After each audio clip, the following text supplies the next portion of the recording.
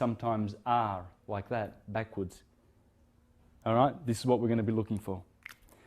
Without further ado. Now you will find, folks, that the ancients knew exactly what they were doing with everything they did. They placed everything in the right place.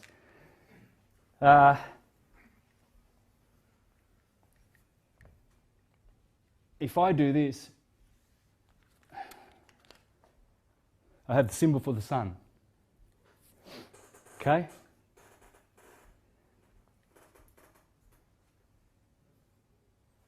If I put the equator back there, and I put the cardinal point of the solstices there, I have the symbol for the earth.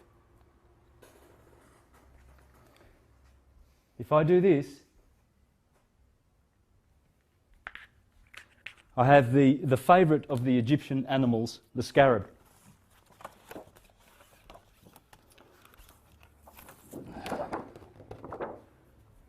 Please notice the back of the scarab and the T on the back of the scarab. And notice how it resembles the cranium. And notice sometimes that the scarab will have the Aries, the sign of Aries, stylized sign of Aries on the back, or the T across. And you'll notice that the sun is always at the top. And this dung beetle, the scarab, rolls the dung up the hill and then lets it fall down again so that it picks up matter and grows. And this way it was noticed that the scarab beetle was most like the sun, the animal that depicted the sun, going up, rolling up a hill, and then rolling down the hill like Jack and Jill. Jack goes up, Jack goes down. And that's what the scarab is doing, you see. That's the equator, and that's the solstice where it begins with its dung ball, and then it brings it up and it becomes the sun, you see. Held high up in its hands. It's holding the sun up to show that it's bringing it to the Tropic of Cancer. And you see,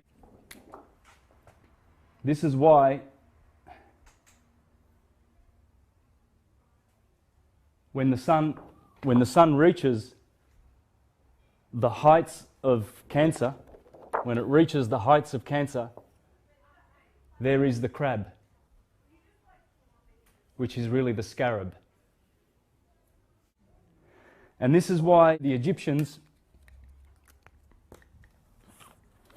they really loved their scarabs. Ancient Egypt by Lorna Oakes and Lucia Gallen. It's a great book. When this first came out in 2002, I got it. Because once you look at the pictures in here, you'll just want to have this book. There's a picture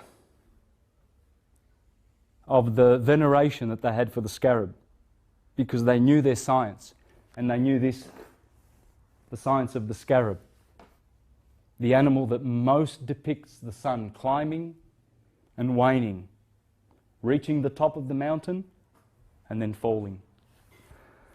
And so you see, they had the scarab everywhere in Egypt, well decorated.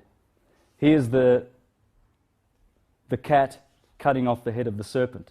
That's the day cutting off the night. These are the symbols that they used for this, you see.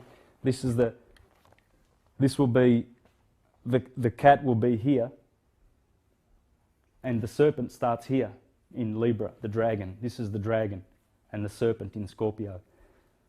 So this is, the darkness begins here, and then the cat is always chopping off the head. That's what the scarab's doing. It's doing the same thing.